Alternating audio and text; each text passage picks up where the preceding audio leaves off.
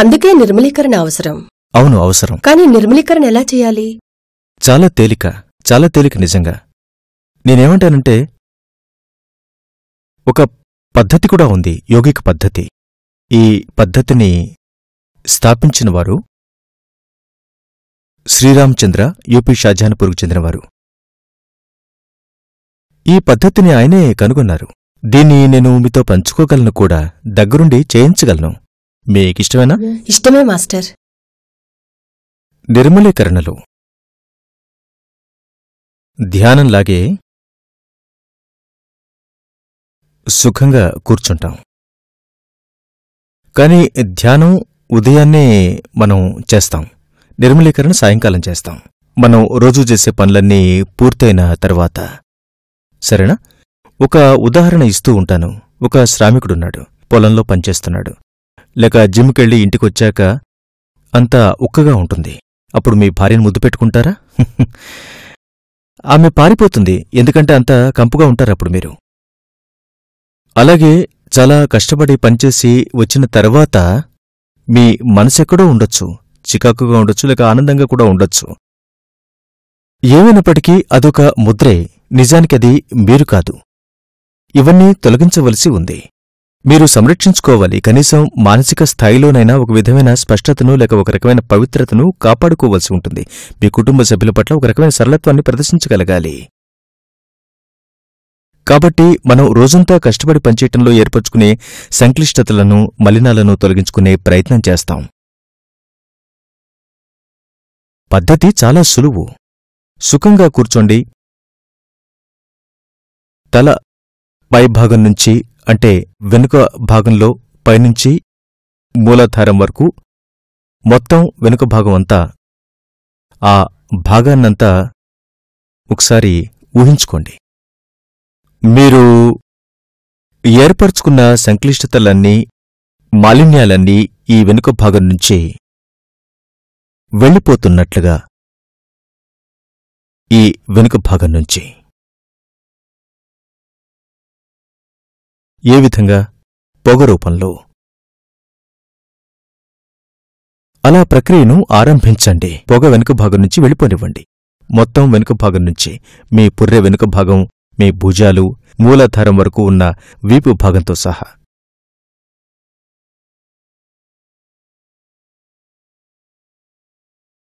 ఆ తర్వాత కొన్ని క్షణాల తర్వాత, ఈ ప్రక్రియలోకి ప్రవేశించిన తర్వాత, ఈ పొగను బయటకు పంపే వేగాన్ని పెంచండి.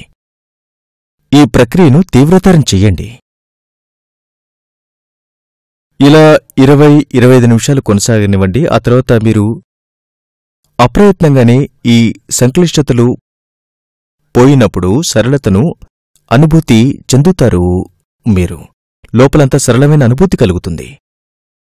మరి మలినాలు పోయినప్పుడు సహజమైన ఫలితంగా పవిత్రత చోటు చేసుకుంటుంది. ఎంతో తేలికగా అనిపిస్తుంది, జడత్వం పోయినందువల్ల. అప్పుడే మీరు మూలానికి అనుసంధానమై ఉన్నారని తలుచుకోండి, దివ్య మూలంతో. అక్కడ్నుంచే ఒక పవిత్ర ప్రవాహం మీ హృదయంలోకి దిగుతుంది. అంతేకాదు, ఈ దివ్య ప్రవాహం మీలో ఉన్న సంక్లిష్టతలు, మాలిన్యాలను తొలగించడంలో సహాయపడుతోందని కూడా భావించండి.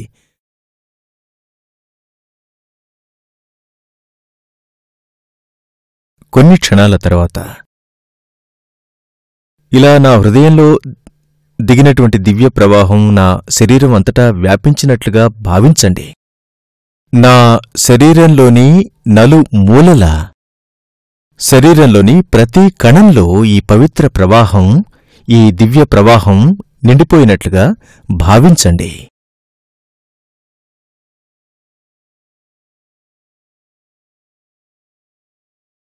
మెల్లగా ఇప్పుడు మీరు నిజమే, నా శరీరం నిజంగానే భగవంతు నివాసంగా మారిపోయింది, స్వామి యొక్క నివాసమైపోయిందని అనుభూతి చెందుతారు.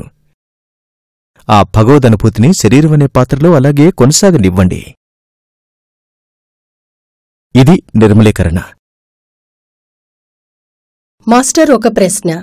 మీరు నిర్మలీకరణ గురించి మాట్లాడుతున్నప్పుడు నిర్మలీకరణ నా సంస్కారాలను తొలగించటంలో సహాయపడుతుంది అని అన్నారు. నాలో ఉన్న మంచి సంస్కారాలను కూడా తొలగించుకోవాలా, లేక నేను పోగు చేసుకున్న చెడు సంస్కారాలను మాత్రమేనా?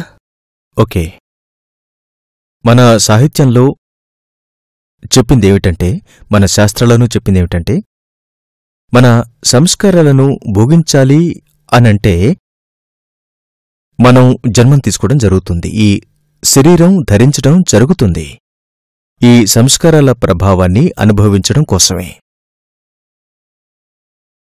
సంస్కారాల మూటలం మనం. అన్ని రకాల సంస్కారాలు ఉన్నాయి, మంచి చెడు కూడా. మనకు చెడు సంస్కారాలుంటే మన జీవితం మన ముందు అలాగే విచ్చుకుంటుంది. మీకు గొప్ప సంస్కారాలు, మంచి సంస్కారాలు కనుక ఉంటే మన జీవితం కూడా అలాగే విచ్చుకుంటుంది. భోగాలతో కష్టం లేకుండా ఉంటుంది జీవితం. కానీ ఎవరి జీవితం కూడా పూర్తిగా అలానూ ఉండదు, ఇలానూ ఉండదు. మన లక్ష్యం గనక మోక్షం అయితే మనకు మనం అర్హత ఎలా సంపాదిస్తాము అంటే, మనలో సంస్కారాలు అనేవి లేకుండా చేసుకుంటాం మనం. అప్పుడిక మన జీవితం లేక నా ఆత్మ మళ్లీ వలయంలో ఉండక్కర్లేదు. ఒకవేళ కేవలం 2 గొప్ప సంస్కారాలు మిగిలిపోయినా కూడా నాలో వాటిని భోగించవలసిందే. దానికి నేను మళ్లీ మరో జన్మ తీసుకోవలసిందే. అంటే మంచి సంస్కారాలనేవి నా జీవితం అనే సమస్యను పరిష్కరించడం లేదన్నమాటే కదా. కాబట్టి నేను సరైన వైఖరితో మంచి చెడు అన్ని సంస్కారాలు కూడా, మంచి పనులవ్వచ్చు, చెడు పనులవ్వచ్చు, అన్ని మంచి సంస్కారాలు, అన్ని చెడు సంస్కారాలు సర్వమూ పోవాలని ప్రార్థించాలి.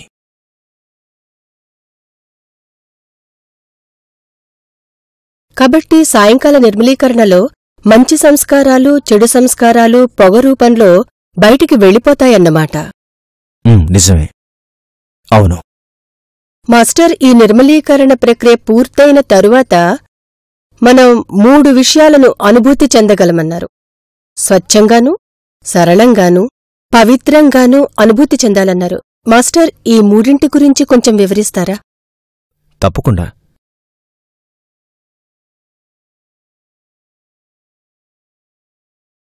సాత్విక జీవనం లేక దివ్య జీవనం ఉంది. దివ్యమైన జీవితంలో ఉండే మొట్టమొదటి లక్షణం ఏమిటి? సరళత్వం, విపరీతమైన సరళత్వం, విపరీతమైన స్వచ్ఛత. సాధువుల్లో ఉండే జనంలో పవిత్రత కూడా ఉంటుంది, చూశారా? ఎందుకంటే వాళ్ళు సాధించారనుకుంటాం. ఈ 3 లక్షణాలు మన వికాసాన్ని శిఖరాలకు తీసుకెళ్తాయి. సహజ మార్గంలో మనం ఈ లక్షణాలను సాధించడానికి ప్రయత్నిస్తాం, వీటిని అలవర్చుకునే ప్రయత్నం చేస్తాం. కాని కృత్రిమంగా సరళత్వాన్ని సృష్టించడం ద్వారా కాదు, లేక స్వచ్ఛత అయినా కూడా ఇవి బయట ఉండేవి కావు, ఇవి ప్రవర్తనకు సంబంధించినవి కావు, ఇవి సంస్కృతికి సంబంధించినవి కావు. యథార్థంగా ఉండాలి, యథార్థంగా స్వచ్ఛతను అనుభూతి చెందగలగాలి, యథార్థంగా పవిత్రతను అనుభూతి చెందాలి. ఇవి సృష్టింపబడినవి కావు.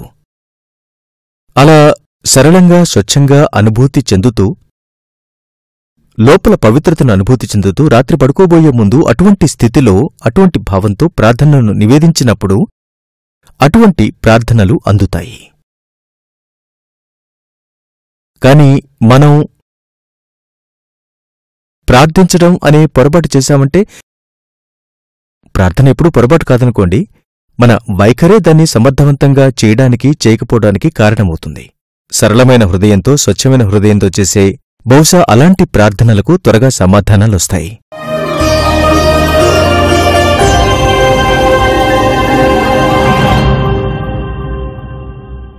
మాస్టర్, ప్రార్థన ద్వారా మూలంతో అనుసంధానం అవ్వాల్సిన అవసరం ఏంటి? ఆయనతో నేనెందుకు అనుసంధానం అవ్వాలి? ఎందుకంటే ఆయన సహాయం లేకుండా మనం ఏమీ సాధించలేం కాబట్టి. మనం వికాసం చెందడానికి కారణం ఆయనే.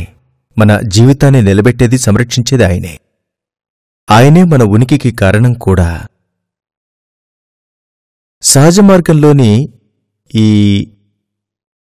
హార్ట్ఫుల్నెస్ విధానంతో మనం ప్రార్థిస్తే, ప్రార్థించడం కూడా హృదయపూర్వకంగానే చేస్తాం. ప్రార్థనలో హృదయం లేకపోతే గనక అది వైవాహిక సంబంధంలా ఉంటుంది. ఉదాహరణకి ప్రేమ లేకపోతే ఉన్నట్లుగా. వాళ్ళు కలిసి ఉండొచ్చు, కలిసి జీవిస్తూ ఉండవచ్చు. కాని నా సంబంధం భగవంతునితో తరువాతి స్థాయికి చేరుకోవాలంటే అందులో హృదయం ఉండి తీరాలి. మరే సంబంధమైనా కూడా అందులో ఆనందాన్ని అలవర్చుకోవాలి అనంటే, ఆనందం వ్యక్తమవ్వాలంటే అందులో హృదయం ఉండి తీరాలి. ఇచ్చిపుచ్చుకునే వస్తువుల్లా కాదు, అలా రాదు ఆనందం. అటువంటివి ఇంకా ఇంకా ఇంకా ఇంకా కావాలని కోరుతూ ఉంటుంది. హార్ట్ఫుల్నెస్ ధ్యానం ద్వారా, ప్రార్థన ద్వారా మనం ఓ మాస్టర్ ఇలా అని సంబోధిస్తున్నప్పుడు మన లక్ష్యం ఏమిటో గుర్తించినప్పుడు, మానవ జీవితమునకు యథార్థ లక్ష్యం నీవే. నీవే అంటే నువ్వే భగవంతుడా అని. మన పురోగతికి అడ్డుపడేది ఏమిటని అంటున్నాం? లక్ష్యాన్ని చేరుకోవడంలో. ఇక రెండవ లైన్లో మనం మేమింకనూ కోరికలకు బానిసలమై ఉన్నాం అని అంటున్నాం. మన కోరికలు, మన ఆశలు మన పురోగతికి అడ్డుపడుతున్నాయి అని అంటున్నాం. మమ్ము ఆ దశకు చేర్చు ఏకైక స్వామివి, శక్తివి నీవే అంటాం. ఇది కేవలం వాస్తవాలతో కూడిన ఒక సరళమైన ప్రార్థనంతే. మనం ఏమీ అడగటం లేదు. యాచకుల్లో మనమేమీ యాచించడం లేదు. దేవుడా నాకదివ్వు, ఇదివ్వు, దేవుడా అది తీసేయ్, ఇది తీసేయ్, అలా అంతా ఏమీ అనడం లేదు. పైగా నాకోసం కూడా కాదు.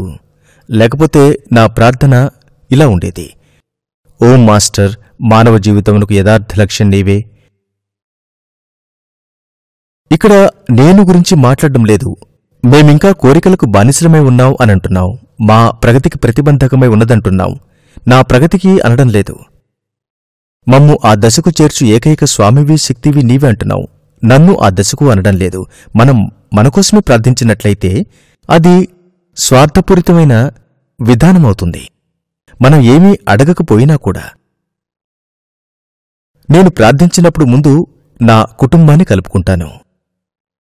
నాతో కూడి ఉన్న అందరికోసం ఆటోమేటిక్గానే ప్రార్థించినట్లవుతుంది. వాళ్లకోసం కూడా మనం ప్రార్థిస్తాం. అప్పుడు మన ఎరుక మరింత ఉన్నత స్థితులకు చేరుకుంటుంది. మనం మొత్తం మానవాళి కోసం ప్రార్థిస్తాం. అప్పుడు మొత్తం గ్రహం కోసం చేస్తాం, విశ్వమంతటి కోసం చేస్తాం. మన చైతన్యం విస్తరిస్తున్న కొద్దీ ఈ సృష్టిలోని గొప్పదనాన్ని గుర్తించగలుగుతాం. మనమందరం ఒకటే అని అర్థమవుతుంది. ఈ ఎరుక కలిగిన తర్వాత బహుశా ఇక ప్రార్థన అవసరం కూడా ఉండదేమో. ఇక కోరికలేమీ ఉండవు. మరి దేనికోసం ప్రార్థించాలి? భగవంతుణ్ణి క్షుణ్ణంగా అర్థం చేసుకున్న తర్వాత, ఆ స్థితిని సిద్ధింపచేసుకున్న తర్వాత, ఆయనతో ఒకటైపోయిన తర్వాత ఇక ప్రార్థన చేయవలసిన అవసరం ఏముంటుంది? ఆ తర్వాత ఇక అవసరం ఉండదు. కాబట్టి కోరికలనేవి అనవసరమైనవంటారు. అంటే నాకు మీరన్నట్టు ఎటువంటి కోరిక ఉండటానికి వీల్లేదన్నమాట. రెండు, ఇంతకుముందు నేను సూక్ష్మ శరీరం గురించి మాట్లాడాను. మన ఉనికికి కారణమైన కారణ శరీరం గురించి మాట్లాడాను. స్థూల శరీరం అనేది వ్యక్తమైన ఉనికి. కోరిక గనక అసాధారణంగా ఈ దశలో ఉన్నట్లయితే, అంటే శారీరకపరంగా నెరవేర్చుకునే దిశగా ఉన్నట్లయితే, అప్పుడు మనం ఈ దిశగా వెడుతున్నామన్నమాట. అలా కాక ఈ దిశలో వెళ్ళినట్లయితే ఆత్మ దిశగా లోపలే కదులుతూ ఉన్నట్లయితే అది కూడా ఒక రకమైన కోరికే. చూసారా? కోరికలు మంచివా చెడ్డవా అని కాదు, ఏం కోరికలు ఉన్నాయన్నదే ముఖ్యం. కోరిక నాలో వికాసం కలగడంలో సహాయపడుతోందా లక్ష్యం దిశగా? లేక కోరిక నా వికాస స్థాయి నుంచి దిగజారుస్తోందా? కోరికలుంటే పర్వాలేదు, కాని ఎటువంటి కోరికలున్నాయన్నదే ముఖ్యం.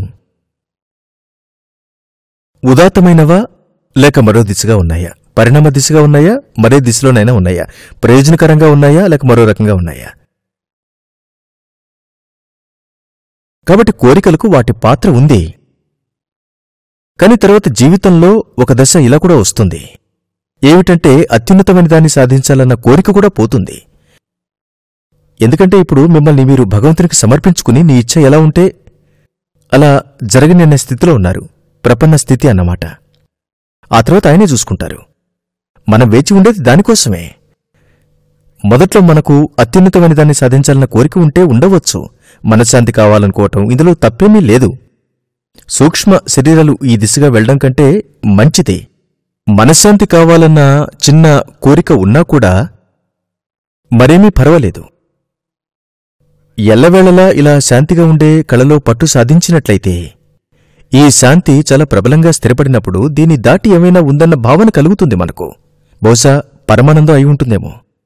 భగవంతుడు చాలా ఉదారుడు. ఆయన దీన్ని కూడా కలుగజేయవచ్చు.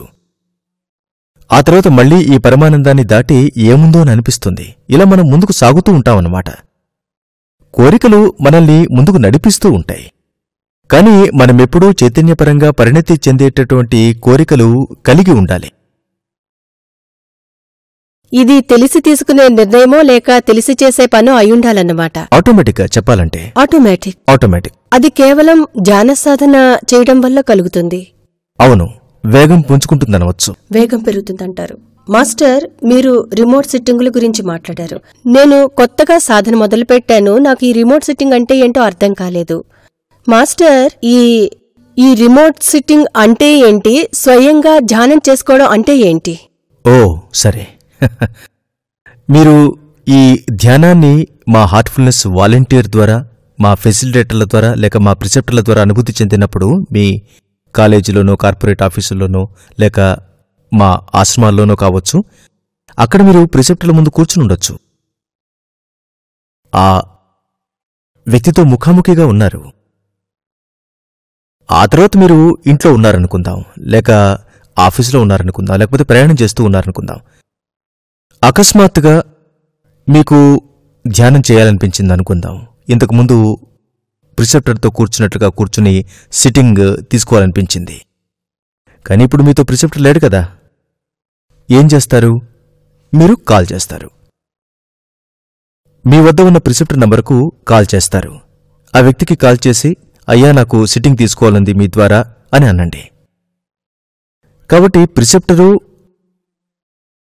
సిట్టింగ్ తీసుకోవాలనుకున్న వ్యక్తి మధ్య దూరం ఉండి ముఖాముఖిగా లేకుండా ఉన్నప్పుడు తీసుకునే సిట్టింగ్ని రిమోట్ సిట్టింగులు అని అంటారు. వీటితో మీరు ప్రయోగం చేసి ఇవి ఎంత సమర్థవంతంగా పనిచేస్తాయో మీరు చూసుకోవచ్చు. తక్కిన సమయాల్లో మీరు ప్రార్థించవచ్చు. ఇంతకుముందు మనం చూసినట్లుగా నేరుగా మాస్టర్ని సంబోధిస్తూ నాకు సిట్టింగ్ కావాలి అని కోరొచ్చు. మీరు సమయం తెలియజేయనక్కర్లేదు, మీరెక్కడున్నారో చెప్పక్కర్లేదు. చూడండి, మీకు ప్రాణాహుతి వస్తుందో లేదో చూసుకోండి. మళ్లీ ప్రయోగం చేసి చూడండి. ఉదయం ధ్యానం చేసి చూడండి, ఎంత ప్రభావవంతంగా ఉంటుందో చూడండి. మధ్యాహ్నం ధ్యానం చేసి చూడండి ఎలా ఉంటుందో. 2 సమయాలు మీరే పోల్చి చూసుకోవచ్చు. ఏ సమయం మీకు బాగుంటుందో మీరే నిర్ధారించుకోండి. అరగంట ధ్యానం చేయండి, 10 నిమిషాలు చేయండి, ఎంతసేపు చేస్తే బాగుంటుందో మీరే నిర్ణయించుకోండి. కాబట్టి మనకేవి శ్రేష్టమైనవో మీరే సవరించుకుని తెలుసుకోండి. అది కుర్చీలో కూర్చునే శ్రేష్టమైన భంగిమ గురించి కావచ్చు, మంచం మీదో కుర్చీల్లో నేలపైన కూర్చోవాలో మీరే ప్రయోగం చేసుకోవచ్చు. ఇందులో ప్రతి ఒక్కరికీ వర్తించేలా గట్టి నియమాలంటూ ఏమీ లేవు. మీరు చేపట్టిన ఈ పద్ధతిలో మీ నియమాలు మీరే పెట్టుకోవాలి, మీరే కనుగొనగలగాలి.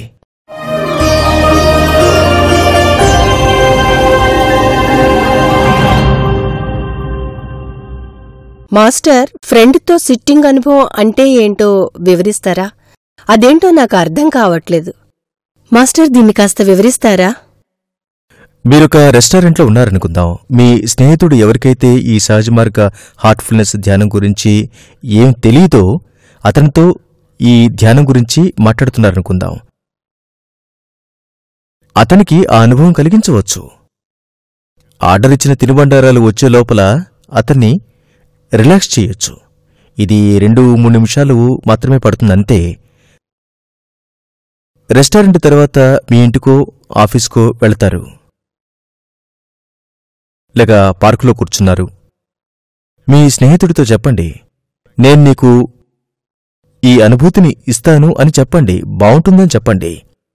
నిన్ను నేనింకా తేలికదనం అనుభూతి చెందేలా చేయగలను, ఇంకా స్థిమితపడేలా చేయగలను అని చెప్పండి. ఆ వ్యక్తి పక్కన మీరు కూడా ధ్యానంలో కూర్చోండి. అరగంట తర్వాత దట్సాల్ అనండి.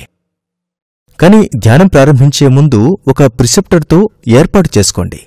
సహజ్ కనెక్ట్ అప్లికేషన్ ద్వారా గాని, ఫోన్ ద్వారా గాని, లేక ముందే తీసుకున్న అపాయింట్మెంట్ ద్వారా గాని మీ ఫ్రెండ్తో కూర్చోండి. ఆ ఫ్రెండ్నో లేక మీ కుటుంబ సభ్యులనో అనుభూతి పొందేలా చెయ్యండి. అది కూడా మీరు చేయగలిగే మరో ప్రయోగం. మాస్టర్, నా కుటుంబం కోసం, స్నేహితుల కోసం నేను రిమోట్ సిట్టింగ్ కోరవచ్చా? తప్పకుండా. వాళ్ళు ఇంకా హార్ట్ఫుల్నెస్ సాధన మొదలుపెట్టకపోయినా కూడా? తప్పకుండా మీరు మీ కుటుంబంలో ఎవరినైనా మీ ఇంటికి ఆహ్వానించొచ్చు.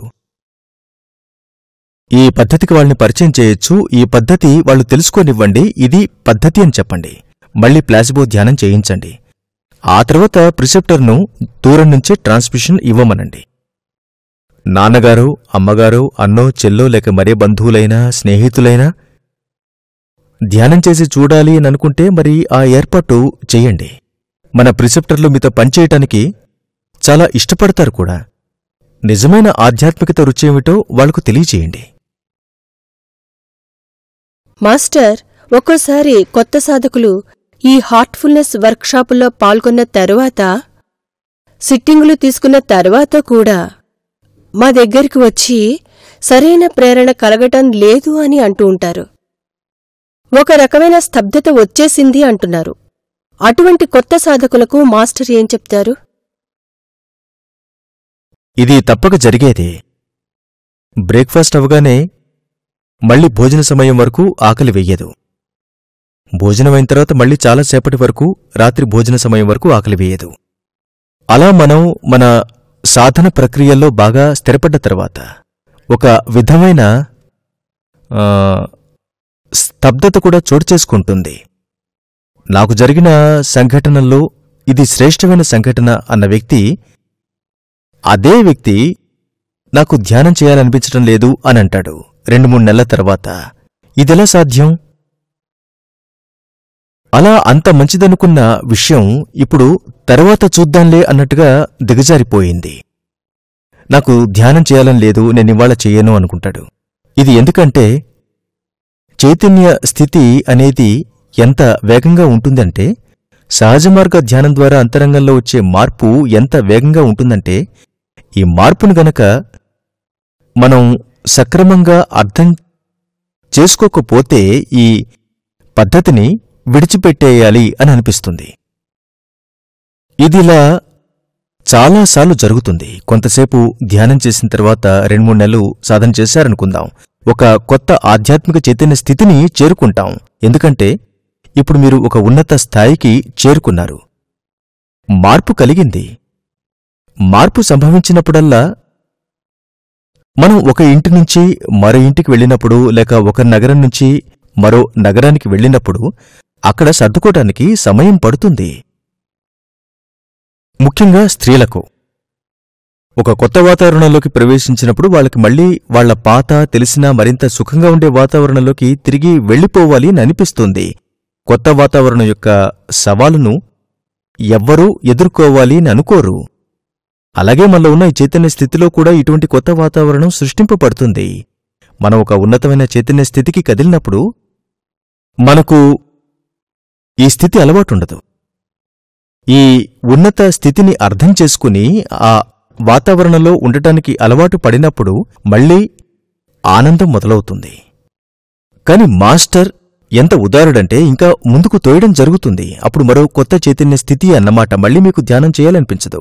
కాని ఇంకొంచెం సేపు ఎలాగో కొనసాగించగలిగితే, మరికొంత సాధన చేసినట్లయితే, ప్రిసెప్టర్ల వద్ద మరిన్ని సిట్టింగులు తీసుకున్నట్లయితే, నేరుగా గాని పరోక్షంగా గాని తీసుకుని వాతావరణానికి అలవాటు పడాలి, మీ అంతరంగ వాతావరణానికి. అప్పుడిక మీకు విసుగు రాదు. ఇదెలా ఉంటుందంటే, మీకొక నగరంలోని షాపింగ్ ఏరియాలో అలవాటు పడిన తర్వాత మరో నగరానికి వెడితే కూరలెక్కడి నుంచి తెచ్చుకోవాలి, షాపింగ్ ఎక్కడ చెయ్యాలి, తినాలనుకుంటే ఎక్కడికెళ్ళాలి అన్న చింత మొదలవుతుంది మీకు. కాని అవన్నీ చెప్పగలిగే ఒక స్నేహితుడున్నట్లయితే అప్పుడు మీకు సమస్య ఉండదు. మా ప్రిసెప్టర్లు, మన మాస్టర్లు అటువంటి స్నేహితులు. వారి సహాయం కోరండి. ఏ రోజైతే మీకు ధ్యానం చేయాలనిపించదో వెళ్ళి సిట్టింగ్ తీసుకోండి. మనతో పాటు ధ్యానం చేసే వాళ్లలో కూడా ఎవరైనా ఫలానా వ్యక్తి 2-3 వారాలు కనిపించకపోతే కనుక అతను ఉన్నత స్థాయి చైతన్య స్థితికి చేరుకున్న కారణంగానే అతనికి ధ్యానం చేయాలనిపించటం లేదు. అప్పుడు మనం మన ప్రిసెప్టర్లకు చెప్పాలి వీళ్లపై పని చెయ్యాలని, ఈ స్థితిని అధిగమించే ప్రక్రియను నేర్పించడంలో సహాయపడమని చెప్పాలి, కొత్త ఆధ్యాత్మిక స్థితి యొక్క వాతావరణానికి అలవాటు పడ్డానికి. ఓకే మాస్టర్, ఇంకొక ప్రశ్న. కొత్తగా సాధన మొదలుపెట్టాను. ఈ పద్ధతి నాకు కొత్త. నాకు వెబ్సైట్ అడ్రస్ కానీ లేక టోల్ ఫ్రీ నెంబర్ కానీ లభిస్తుందా? నేనుండే ప్రదేశానికి కానీ నేను పనిచేసే ప్రదేశానికి దగ్గరలో ఉండే ప్రిసెప్టర్ను సంప్రదించాలంటే ఎలాగో చెప్తారా? తప్పకుండా. ఇప్పుడు మీరు స్క్రీన్పై చూడొచ్చు. ఏవైనా ప్రశ్నలుంటే enquiry@srcm.org లేక ఏవైనా సూచనలు ఇవ్వాలన్నా కూడా మీరు మాకు రాయొచ్చు. enquiry@heartfulness.org ఇంకా suggestions@heartfulness.org. మనం ఎవరితో అయినా హార్ట్ఫుల్నెస్ గురించి మాట్లాడినప్పుడు వాళ్ళు వేసే మొట్టమొదటి ప్రశ్న అసలు ధ్యానం ఎందుకు చేయాలి అని. ధ్యానం వల్ల ప్రయోజనాలేమిటి? ధ్యానం వల్ల ప్రయోజనాలేమిటో తెలియజేయమని మాస్టర్ గారిని ఈ సందర్భంగా కోరుతున్నాను. వ్యక్తిగతంగా నాకు తెలుసు, గత 8-9 సంవత్సరాలుగా చాలా బాగా ప్రయోజనం పొందాను కూడా. కానీ మీరు దయచేసి వివరిస్తే అందరూ దీన్ని తెలుసుకోగలుగుతారు. చూడండి, ప్రతి ఒక్కరికి వాళ్ళున్న స్థాయిని బట్టి సాధన మొదలవుతుంది. కొంతమంది ధ్యానం ద్వారా మనశ్శాంతి కావాలి అని అనుకుంటారు. ఎన్నో శాస్త్రీయపరమైన పరిశోధనలు జరుగుతున్నాయి. అవేం చెబుతున్నాయంటే ధ్యానం రక్తపోటును తగ్గిస్తుందని, ధ్యానం గట్టిగా గుండె కొట్టుకోవడాన్ని అంటే గుండె దడను తగ్గిస్తుంది అనంటారు. ఇలా అన్ని రకాలుగా చెప్తూ ఉంటారు. కొంతమంది నిద్రలో కూడా ఉపయోగపడుతుంది అని అంటారు. ఇవన్నీ నిజమే. కాని మన గమ్యం, మన లక్ష్యం చాలా అతీతమైంది. మనం వెతకవలసిందేమిటి అనేది మనలో ప్రతి ఒక్కరి వికాస స్థాయిని బట్టి ఉంటుంది. వాళ్ళు దాన్నే అడుగుతారు. మనశ్శాంతిని కోరుకోవడంలో తప్పేమీ లేదు. నిద్రపోయే విధానాన్ని మెరుగుపరుస్తుంది ధ్యానం అంటే తప్పేమీ లేదు. నా రక్తపోటును మెరుగుపరుస్తుందంటే అది కూడా నిజమే. ఇవన్నీ కోరుకోవడం మంచిదే. కాని నేను చెప్పేది, సిఫార్సు చేసేది ఏమిటంటే ఉన్నతమైన లక్ష్యాన్ని కూడా కలిగి ఉండండి అంటాను. మోక్షం, ముక్తి ఇవన్నీ కూడా లక్ష్యాలు కావచ్చు. కాని అత్యున్నత లక్ష్యం ఏమిటి? కబీర్ మాటల్లో చెప్పాలి అనంటే అత్యున్నతమైనదేమిటంటే వానచుక్క మహాసముద్రంలో పడినప్పుడు అదే మహాసముద్రమైపోతుంది. అదే మన లక్ష్యం అయి ఉండాలి. పరిపూర్ణంగా లయమైపోవడం మన లక్ష్యం అవ్వాలి. పరిమితమైన అస్తిత్వం అపరిమితమైన అస్తిత్వంలో లయమైపోయినప్పుడు మనం ఏమవుతాం? ఫలితం ఎలా ఉంటుంది? మీరే ఆలోచించండి. అయితే మాస్టర్, మనం లయమవడం అన్నప్పుడు దాని అర్థం ఏమిటి? అంటే దాని అర్థం నేను కూడా పూర్తిగా దివ్యంగా మారిపోతాననా? లయమైపోవడం అంటే అర్థం ఇదేనా? అవును, మీరు ఆయనగా మారిపోతారు, ఆయన మీరుగా మారిపోతారు. Thank you master. Thank you master. Thank you, ధన్యవాదాలు.